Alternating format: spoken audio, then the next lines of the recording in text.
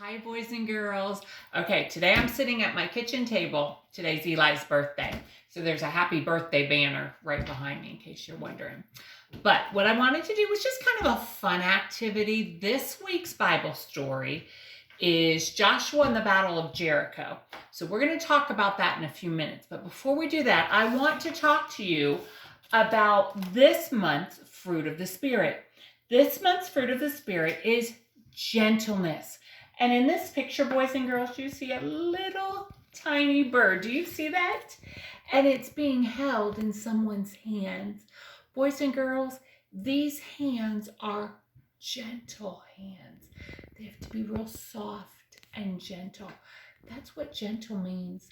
Boys and girls, we can be gentle with our hands, with the way we touch something. Maybe you're a big brother or a big sister, with the way you help with your baby brother or sister, to be gentle with your hands, or maybe with a pet or a little animal like this. What about being gentle with our words? When we speak to others and we talk to others, we can use gentle words. Gentle words, boys and girls, are kind words. It's not yelling. It's not being harsh, but it's speaking softly, speaking kindly, giving compliments. That's being gentle. So that is our fruit of the Spirit this month. And this week's story is Joshua and the Battle of Jericho. Now, my friends, Mrs. Jones is going to be teaching this story this week. And Mrs. Broworski, she read a story about Joshua and the Battle of Jericho several weeks ago. So today we're going to do something fun, but really quick, I just want to review. God gave a message to Joshua. He said, Joshua, we want to go in and we want to take over the city of Jericho. But boys and girls, you can see in this picture, there was a big wall that surrounded Jericho. And boys and girls, they needed to go in and get the people inside the city and take the city over.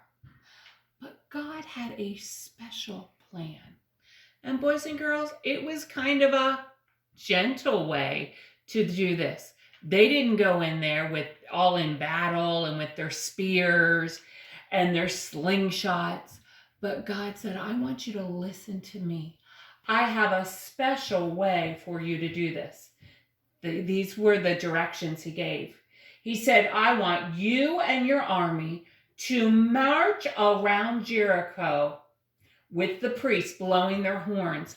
I want you to do this one time for 6 days. But then on the 7th day, I want you to do it 7 times.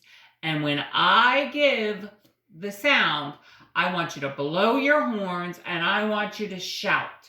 So my friends, something fun that we're going to do today is we're going to have a little building activity. So you need a couple little different things here.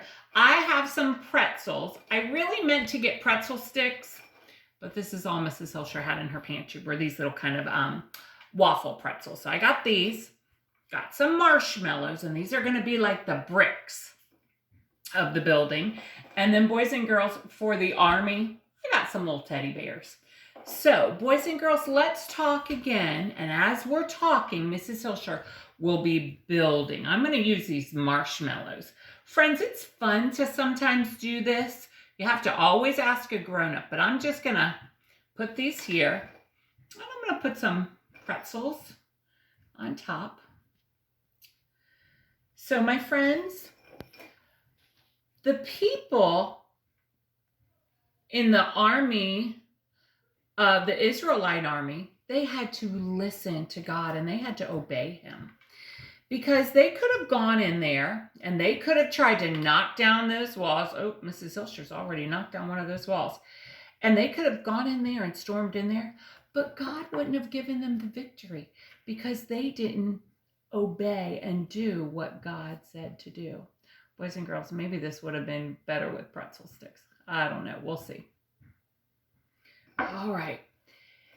So they listened, and for 6 days straight, boys and girls, they would march around that city wall. And they would march one time. But on the 7th day, they marched. Can I get this to sit up here?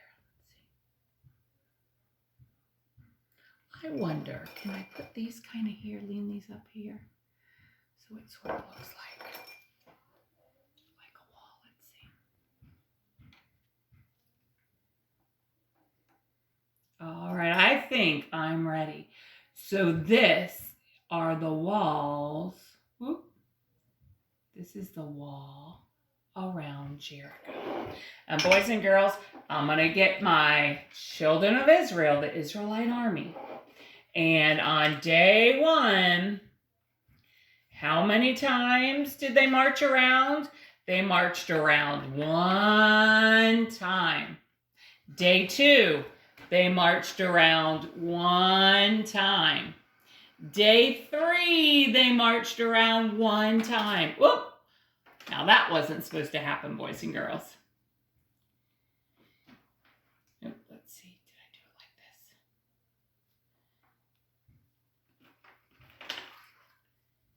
All right. Day 4, 1 time.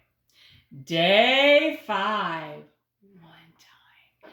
Day 6, 1 time. Boys and girls, they listened to what God told them to do, and they obeyed. Just like we need to listen to what God tells us to do and obey, even if we don't understand. So friends, on the 7th day, how many times did the children of Israel march around the walls of Jericho? How many? You got it, 7 times. And on the 7th time, they blew their ram's horns. They were like great big trumpets, great big horns. And they gave a shout, and they said, who knows what they said? Maybe they said, "Go get them, God," or "Hallelujah." So friends, will you count with me? 1, 2, 3, 4, 5, 6, and 7. And they shouted, and boys and girls, the walls came tumbling down. Isn't that exciting? And the children of Israel were able to go into the city and take over the city. Boys and girls, they weren't rough. They weren't loud until the very end, but they followed what God told them to do.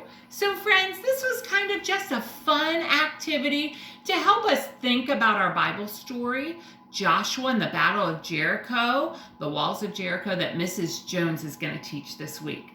So boys and girls, maybe your grown-ups could help you get a little snack. Get some marshmallows, some pretzels, maybe some Teddy Grahams or some little gummy bears or something like this. And you could practice your building skills, your engineering skills, and you could build a wall of Jericho. All right, boys and girls, I hope you have a great day. I love you very much. Bye-bye.